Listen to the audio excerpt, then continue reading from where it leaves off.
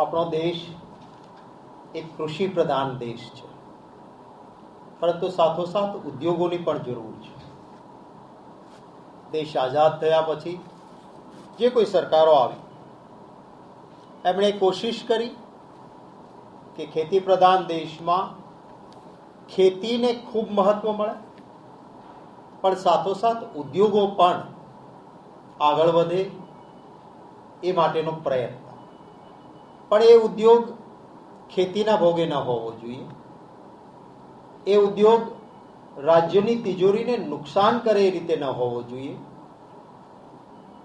એક healthy competition, એક સકારાત્મક સ્પર્ધા, પારદર્શિતા અને ભ્રષ્ટાચાર વિહીન રીતે ઉદ્યોગકાર મહેનત કરે, જરૂર પડે એને યોગ્ય વાતાવરણ સરકાર આપે અને ઉદ્યોગોનો પણ વિકાસ થાય. આ પરિકલ્પના સાથે આપણા દેશમાં કામ થતું રહ્યું. કોંગ્રેસ પાર્ટીએ હંમેશા એ દિશામાં કામ કર્યું. આપણા ગુજરાતમાં 1992-93માં આખા દેશમાં સૌથી વધારે મૂડી રોકાણ, કાગળ પરના એમઓયુ નહીં હો, અત્યારે જેવા થાય છે, વાસ્તવિક મૂડી રોકાણ સૌથી વધારે આખા દેશમાં મહારાષ્ટ્ર કે મુંબઈ કરતાં વધારે આવ્યું તો એ ગુજરાતમાં આવ્યું, અને ત્યારે કોંગ્રેસની સરકાર હતી. હું આયોજન વિભાગનો મિનિસ્ટર હતો. એ સરકારની કોશિશ હતી કે ઉદ્યોગો આવે, એ ઉદ્યોગમાં ખેતીને નુકસાન ન થાય, એક સંતુલિત વિકાસ થવો જોઈએ. એટલે એક જ ક્લસ્ટર વિકસિત થાય અને ગુજરાતનો બીજો ભાગ છે અવિકસિત રહે એમ નહીં.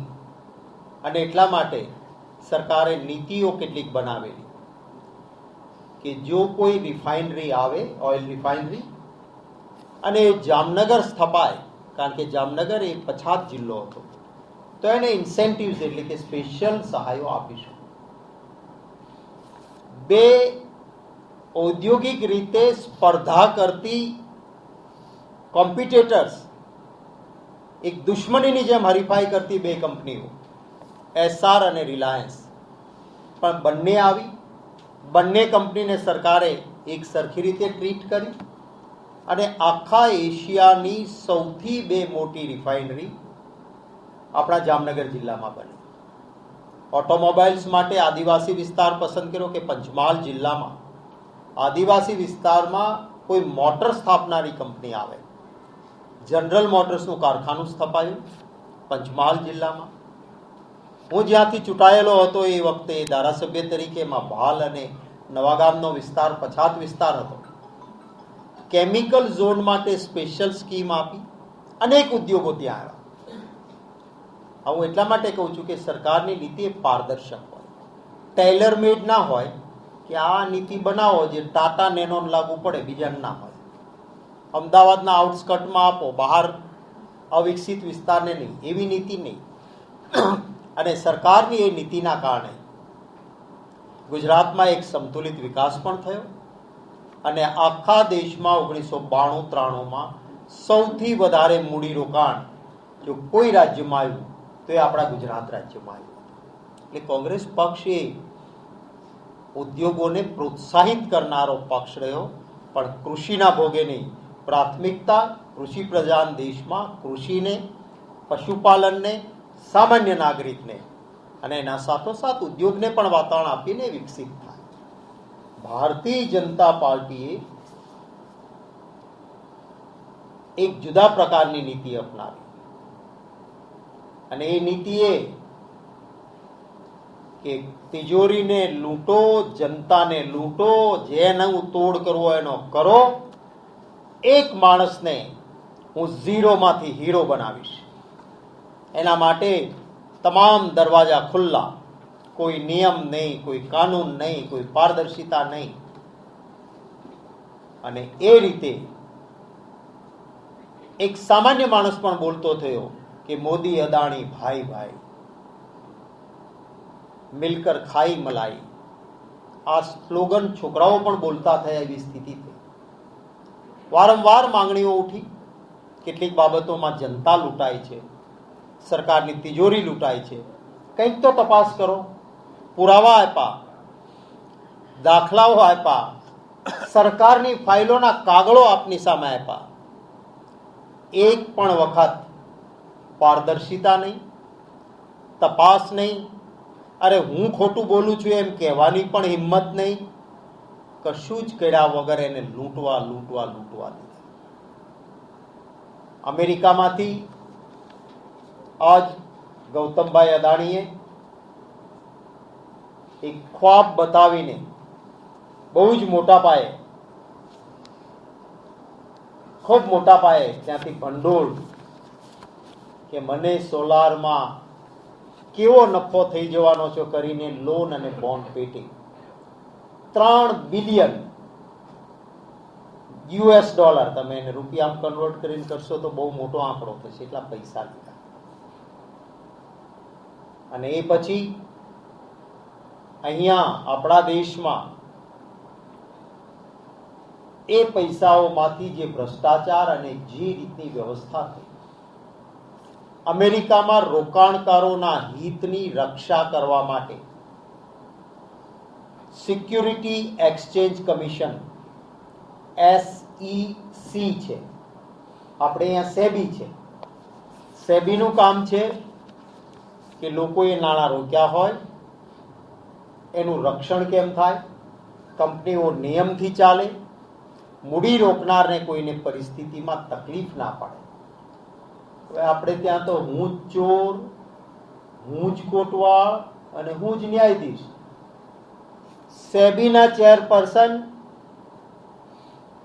એ પોતે એ બેન બે જગ્યાએથી પૈસા લેતા અને સીધા ગૌતમભાઈ અદાણી સાથેના કનેક્શનના અનેક દાખલાઓ અમારા અનેક પ્રવક્તાઓએ દિલ્હીની પ્રેસ કોન્ફરન્સમાં આપને આપ્યા છે.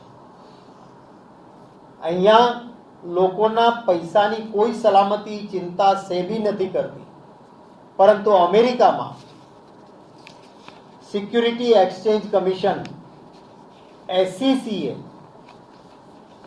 એમના ત્યાંના લોકોના નાણાં અદાણીમાં રોકાયા છે એની સલામતીની, એની સુરક્ષાની ચિંતા કરી. અને એક ત્યાંની federal bureau of investigation FBI, આપણે જેમ અહીંયા CBI કહીએ, પાંજરાનો તોતો નથી, એની આબરૂ બહુ સારી છે FBI, એણે તપાસ કરી અને તપાસના અંતે જે પરિસ્થિતિ પેદા થઈ એમાં અમેરિકાના ડિપાર્ટમેન્ટ ઓફ જસ્ટિસ, અદાલત ત્યાંની ડિપાર્ટમેન્ટ ઓફ જસ્ટિસ, એના પાસે હકીકતો આવી કે ભાઈ અહીંયા આપણા લોકોને જે વાત કરીને કહેવામાં આવ્યું હતું એ વાત તો હવાનું સપનું કરીને પૈસા લીધા અહીંયા.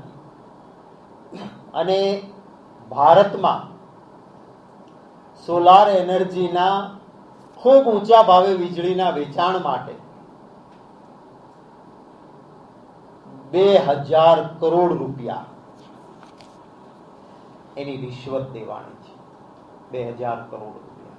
ડોલરના ભાવ ઊંચે નીચે થાય છે એટલે કેટલાક છાપાઓએ 2100 કરોડ લખ્યા છે, કારણ કે રોજે રોજ ડોલરનો ભાવ ઉપર નીચે થાય ત્યાં ડોલરમાં, US ડોલરમાં પ્રાઇસ આપી છે. એટલે 2000 થી લઈને 2100 કરોડ રૂપિયાનો ભ્રષ્ટાચાર અહીંયા આગળ થયો. એનો ભોગ કોણ બન્યું? પેલો અમેરિકાનો રોકાણકારની ચિંતા કરતા મને મારા દેશવાસીઓની ચિંતા છે. આ 2100 કરોડ 2100 કરોડ રૂપિયાની લાંચ આપીને ગૌતમભાઈ અદાણીએ મોંઘા ભાવે વીજળી સરકારને પકડાવી. સરકારે પૈસા મોંઘા ભાવની વીજળીના કોના પાસેથી લેવાના? આ દેશનો નાગરિક જે વીજળી વાપરે છે. આ વળ કોના ઉપર ગયું? કોના ઉપર ગયું? વીજળીનું બિલ મોંઘું કેમ થયું? કારણ કે 2100 કરોડ રૂપિયાના ભ્રષ્ટાચારથી મોંઘા ભાવે વીજળી સરકારે ખરીદી અને સરકારે ખરીદીને મોંઘા ભાવની વીજળી મોંઘા ભાવે ગ્રાહકને પૂરવી. એટલે આખરે દેશનો નાગરિક લૂંટાયો. અને આ અમેરિકાની ન્યાયાલય, અમેરિકાનો FBI એ ઇન્વેસ્ટિગેશન કરે, તપાસ કરે, કેસ દાખલ થાય, જ્યુરી વોરંટ કાઢે ન્યાયાલયો. આપણા દેશમાં કાંઈ નહીં કરવાનું. ત્યાં કહે છે કે આપણા દેશમાં 2100 કરોડની લાંચ અપાણી છે. કે હું ખાતો નથી અને ખાવા દેતો નથી. અર્ધ સત્ય. કરોડોથી ઓછું ખાતો નથી, સાચું બોલે એને ચેનની રોટી ખાવા દેતો નથી. એટલે કરો ને ભાઈ તપાસ. કોઈક માણસને નાનો ગુનો હોય છે તો એ જેલમાં જાય છે. હું કહું છું નાનો ગુનો કરનારો જેલમાં જાય, હું બચાવતો નથી, જાય. આજે જ છાપામાં છે કે કોઈ 2500 રૂપિયાની 2200 રૂપિયાની લાંચમાં એને 7.5 વર્ષની સજા થઈ, થાય ભ્રષ્ટાચારીઓ, કોઈ વાંધો નહીં. પણ જો એવી મામૂલી રકમ માટે સરકાર ને પોલીસ જાગૃત રહેતી હોય તો આ 2100 કરોડના ભ્રષ્ટાચાર માટે આપણી CBI એ ના જાગવું જોઈએ, આપણી EDની રેડ ના થવી જોઈએ.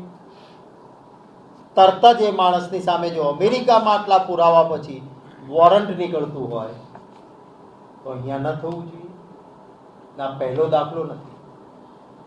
મારે વ્યક્તિગત કોઈની સાથે દુશ્મની નથી, વ્યક્તિગત રીતે કોંગ્રેસ પાર્ટીને કોઈ લેવા દેવા નથી, પણ એક જવાબદાર રચનાત્મક વિરોધ પક્ષ તરીકે અમારો એ ધર્મ છે કે ક્યાંય પણ ખોટું થતું હોય તો ખોટું કરનારો કોઈ પણ હોય એના સામે લાલ બત્તી ધરવાની, જનતાની અદાલતમાં ઉજાગર કરવાનું અને એના સામે પગલાં લેવા એવી માંગ કરવાની. આપણી સરકારોએ ભૂતકાળમાં એક દીર્ઘદ્રષ્ટિ રાખીને લાંબા ગાળાની વીજળીઓની ખરીદી કરી કે ગુજરાતમાં માંગ વધે, એ દિવસે વીજળી પ્રાઇવેટ લેવા જઈએ તો તકલીફ ના પડે એટલા માટે લાંબા ગાળાના કરાર કર્યા હતા અને ખૂબ સસ્તા દરે વીજળી કોમ્પિટિટિવ બીડ, સ્પર્ધાત્મક બીડો મંગાવીને લાંબા ગાળાની વીજળીની ખરીદી કરી. એ વખતે આજ ગૌતમભાઈ અદાણીએ ટેન્ડર ભરીને નીચા ભાવ ભર્યા હતા, લાંબા ગાળાની વીજળી પૂરી પાડવા માટેનું ગુજરાત સરકાર સાથે એગ્રીમેન્ટ કર્યું. હું આપને પૂછવા માંગુ છું કે આપ કોઈ પણ વેપારીની સાથે કરાર કરો અને પછી સંજોગો બદલાય અને કંઈક સસ્તું થાય તો એનું નસીબ એ કમાય, મોંઘું થાય તો એને ધંધામાં ખોટ જાય. એક કરાર થયા પછી કરારથી બહાર તો કંઈ કરી ના શકાય. ગુજરાત સરકારે ગૌતમભાઈ અદાણી સાથે વીજળી ખરીદવાના કરાર કર્યા. એ સમયે એમણે બધું ગણિત મૂકીને જે ભાવ ભર્યા એમાં નીચા ભાવ હતા એમની સાથે કરાર કર્યા. ભાજપની સરકાર આવી એટલે એણે કહ્યું કે હવે એક કામ કરો ને, આ ગુજરાતીઓને પહેલા કરાર મુજબ હું જે વીજળી આપું છું એ ભાવ વધારી દો, આપણે ભાગ પાટાઈ કરી દઈશું. કરાર પ્રમાણેના અંદર ક્યાંય એવું નથી લખેલું કે કોલસો મોંઘો થાય તો કરારમાં વીજળીનો ભાવ તમારે વધારે આપવાનો. પરંતુ આ ગૌતમભાઈ અદાણીની ભાજપ સાથેની મિલીભગતમાં કરારમાં ક્યાંય શરત નહોતી, છતાંય કહ્યું કે મારો કોલસો આંતરરાષ્ટ્રીય બજારમાં મોંઘો થઈ ગયો છે એટલે હવે હું આ ભાવે નહીં આપું, ભલે મેં કોન્ટ્રાક્ટ કર્યો તો, હવે મને ભાવ વધારી આપો. એ દલા તરવાડીની વાર્તા જેવું, રીંગણા લઉં 2-4, લેને 10-12. ભાજપની સરકારે કહ્યું કરો ને, ભલે ને ગુજરાતીઓને ભરવાના છે ને, સરકારને ક્યાં ચિંતા. જે સસ્તી વીજળી મળતી હતી એ જ ગૌતમભાઈ અદાણી પાસેથી મોંઘી વીજળી ખરીદી. જર્કમાં આ કરારની વીજળી સિવાય બીજી વીજળી કોઈ પણ કંપની પૂરી પાડતી હોય તો એનો ભાવ શું રાખવાનો, એના માટે રેગ્યુલેટરી ઓથોરિટી જર્ક છે. એને શું જોવાનું હોય કે ભાઈ તમારી પડતર કિંમત શું થાય છે. પડતર કિંમતમાં સૌથી વધારે કોલસાની જરૂરિયાત ઊભી થતી હોય ત્યારે આજ ગૌતમભાઈ અદાણી ઇન્ટરનેશનલ માર્કેટમાંથી કોલસો લે, એ સસ્તો હોય, પોતાની એક સબસિડરીને વેચે, પોતા આ ખિસ્સામાંથી આ ખિસ્સામાં, ત્યાંથી અહીંયા આગળ ઇલેક્ટ્રિક સપ્લાય માટે એ સબસિડરી મોટો નફો લઈને આપે. આંતરરાષ્ટ્રીય બજારમાં કોલસો હોય એનાથી અનેક ગણો મોંઘો પોતે ખરીદ્યો છે એમ કરીને ઝર્કને બતાવે, ગુજરાત સરકારને બતાવે અને વીજળી મોંઘી થઈ જાય. મારા ગુજરાતીઓએ મોંઘી વીજળી ખરીદવાની, કારણ કે પૈસા ગૌતમભાઈના ને ભાજપના ખીચામાં જાય. આ પરિસ્થિતિ માત્ર આટલેથી જ અટકી નથી. મેં ભૂતકાળમાં કેટલાક જૂના મિત્રો છે, એમને યાદ હશે, વિરોધ પક્ષનો નેતા હતો ત્યારે એક પુરાવા સાથે હકીકત રજૂ કરી હતી. જંગલની જમીન ઓછી ન કરી શકાય એવો ઇન્ડિયન ફોરેસ્ટ એક્ટ છે કે જંગલની જમીન ઓછી ન જ કરી શકાય આપણા દેશમાં. ગૌતમભાઈને કચ્છમાં એક જમીન પસંદ આવી એટલે એમણે ભાજપની સરકારને ગુજરાતમાં કહ્યું કે કાયદો ભલે લ્યો, આ જેટલું જંગલ તમે મને આપો એટલું બીજે હું જંગલ ઉગાડીને આપું, એટલે જંગલ ઓછું નથી થતું. ગુજરાત સરકારે કહ્યું કે મંજૂર છે. પેલી જમીન દઈ દીધી જંગલની, બીજી જગ્યાએ જંગલ ઉગાડીને આપવાનું. એક ફોરેસ્ટ અધિકારી, નાનો અધિકારી, પણ લાંચીઓ નહોતો, એ ખરીદાણો નહીં, એને ઓફિશિયલ નોટ લખી કે આ જે જમીન કહે છે ને અહીંયા ઘાસનું તણખલું ઉગતું નથી, અહીં જંગલ ક્યાંથી ઉગશે. જંગલ ગયું, વેરાન જમીન આવી સરકારના ભાગે, એમાં ક્યાંય જંગલ ઉગ્યું નહીં. ચાલી લો લમલો. ગૌચરની કેટલી મોટી જમીનો ગૌચરની ગાયના મોઢામાંથી કાઢી લઈને આ ભાજપની સરકારે ગૌતમભાઈને આપી છે. આ એમની એક મિલાવટ છે. જ્યારે અમેરિકાની સરકારે તપાસ કરી FBI મારફત, ફેડરલ બ્યુરો ઓફ ઇન્વેસ્ટિગેશન, તમામ પુરાવા સાથે જ્યારે ત્યાંની જ્યુરીને આપી છે અને જ્યુરીએ જ્યારે એનું કોગ્નાઇઝન્સ લઈને વોરંટ ઇસ્યુ કર્યું છે, ત્યારે મારી માંગણી છે કે ભારતમાં આ ભ્રષ્ટાચાર થયો હોવાના કારણે ભારત સરકારે તાત્કાલિક આવા વ્યક્તિ જેણે સૌથી મોટો ભ્રષ્ટાચાર કર્યો છે એને એરેસ્ટ કરે. સંપૂર્ણ તપાસ માટે જોઈન્ટ પાર્લામેન્ટરી કમિટી JPCની અમે માંગણી કરીએ છીએ. ક્યાંક નાનું એવી વસ્તુ બને તો CBI, ED ને ઇન્કમ ટેક્સના દરોડા પડે છે, અહીંયા પાડવામાં આવે. ઝારખંડના મુખ્યમંત્રી કે દિલ્હીના મુખ્યમંત્રી કે મોટા મોટા નેતાઓને ફટાફટ જેલમાં નખાતા હોય છે, કારણ કે વિરોધમાં હોય છે. તો આ એમના ડાબો ને જમણો બંને હાથ છે, એટલે એમને બે હાથે ખાવાની છૂટ ના હોય. એમની સામે તાત્કાલિક કાર્યવાહી કરવામાં આવે. આ કોંગ્રેસ પક્ષ તરફથી અમારી માંગણીઓ છે.